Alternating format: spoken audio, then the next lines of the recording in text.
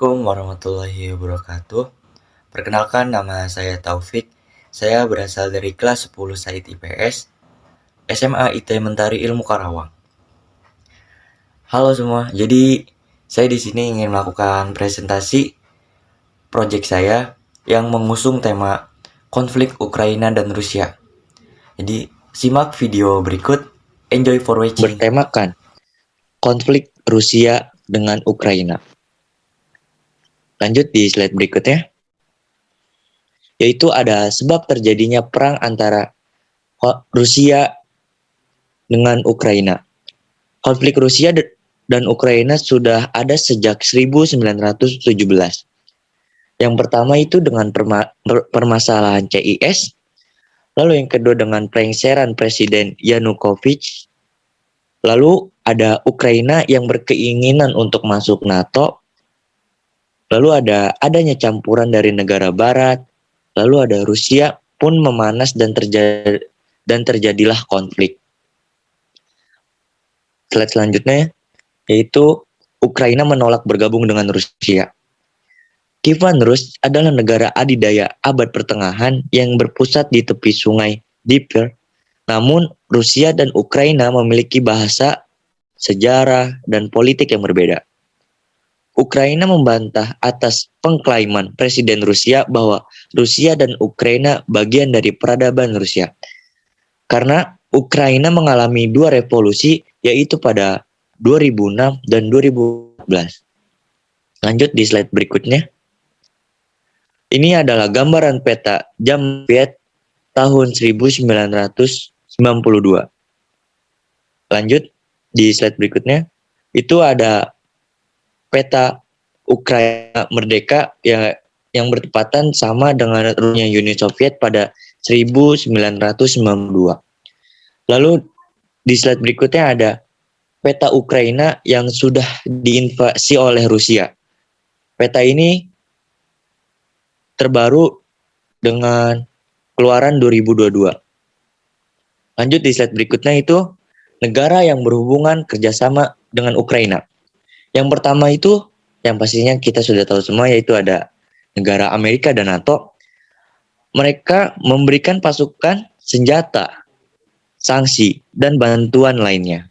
Lalu yang kedua itu ada negara matahari terbit, yaitu negara Jepang. Negara Jepang ini siap bergabung dengan Ukraina dan memberikan sanksi pada Rusia. Lalu yang ketiga ada negara Australia.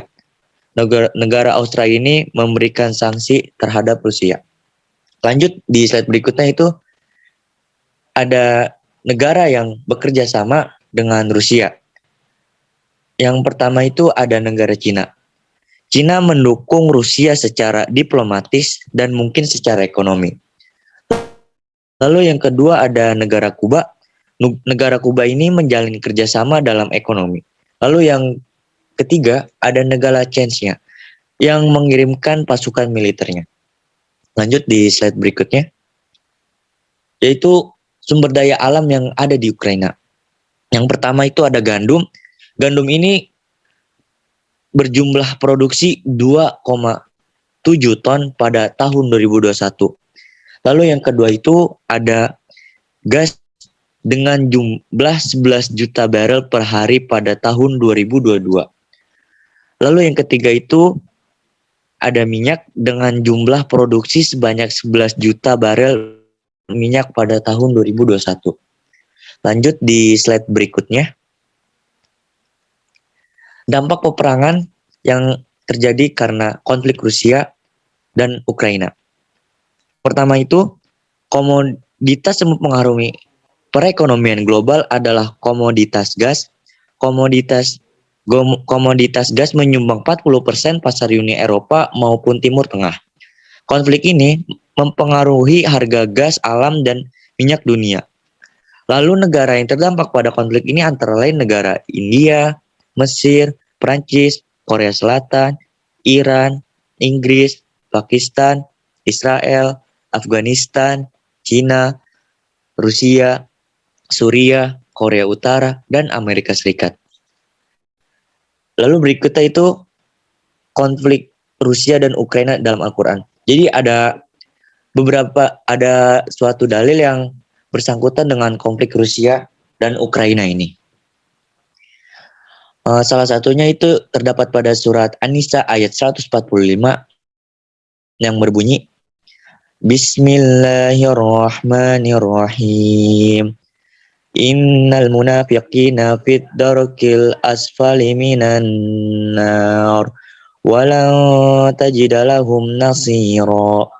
Shadaqallahul azim.